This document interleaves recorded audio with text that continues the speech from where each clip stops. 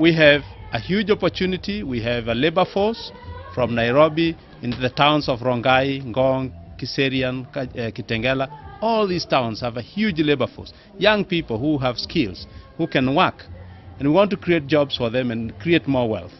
We also have the livestock industry, which is huge, and we want to do value addition. We have huge potential in agriculture. Loitoktok, Guruman, and generally this whole area of Kajiado is good for irrigation. And we want to harness water so we can do irrigation. We get into food security and nutrition issues for this county. We need to provide leadership in our counties. We need to consolidate the resources we have, the ideas we have, in trying to make sure that we push forward, especially in the area of the economy. We need to build a strong economy. You don't build a strong economy by only using the little money you have.